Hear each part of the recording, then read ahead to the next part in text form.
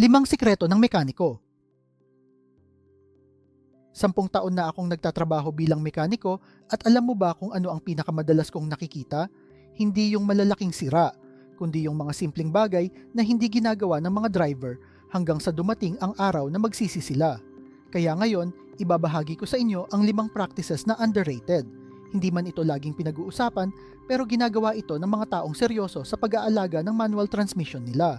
At ipapaliwanag ko rin kung bakit ito gumagana base sa mga totoong kasong nakita ko sa shop. Kung manual ang gamit mong sasakyan, panoorin mo ito hanggang dulo. Baka isa sa mga ito ang kulang sa driving habits mo. Practice number 1. Bago mo ipark ang sasakyan, hayaan mo muna itong mag-idle ng mga 10 hanggang 15 segundo bago mo patayin ang makina, lalo na kung galing ka sa mahabang biyahe o matinding traffic. Bakit ito mahalaga? Habang nagmamaneho ka, umiinit ang iba't ibang bahagi ng sasakyan dahil sa tuloy-tuloy na paggamit. Ang maikling pag-idle bago patayin ang makina ay nakakatulong para maging mas maayos ang pag-stabilize ng temperatura ng mga piyesa. Maliit na bagay lang ito, pero magandang driving habit na makakatulong sa pangmatagalang kondisyon ng sasakyan. Practice number 2. Kapag nakahinto ka sa traffic ng medyo matagal, huwag kang manatiling naka-first gear habang nakatapak sa clutch. Isa ito sa mga madalas kong nakikitang dahilan ng maagang pagkasira ng clutch components.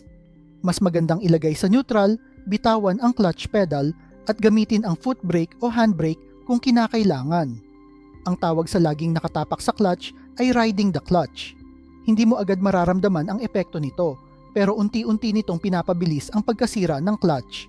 Practice number 3. Kilalanin mo ang normal na tunog at pakiramdam ng sasakyan mo. Parang gumagawa ka ng sariling sound map. Sa experience ko bilang mekaniko, halos lahat ng malalaking problema ay may naunang senyales. Maaaring may kakaibang tunog kapag nagpapalit ng gear, nagbago ang taas ng clutch pedal, o may bagong vibration na dati namang wala. Ang mga driver na maagang napapansin ang mga pagbabagong ito ay mas nakakaiwas sa mamahaling repair.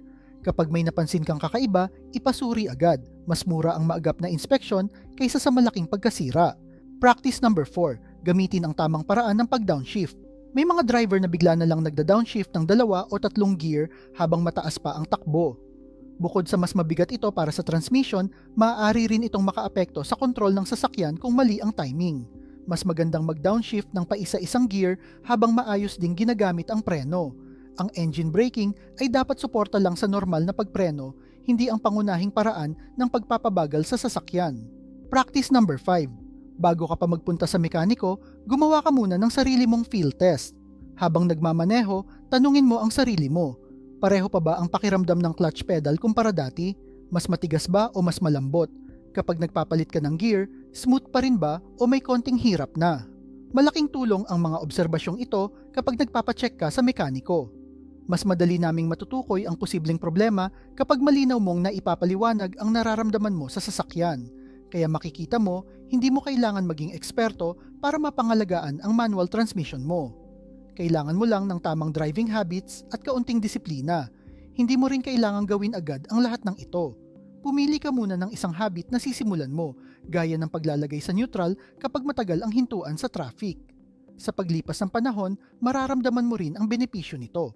Kung may tanong ka o gusto mong ibahagi ang karanasan mo tungkol sa manual transmission, isulat mo sa comments. Baka makatulong din ito sa ibang driver.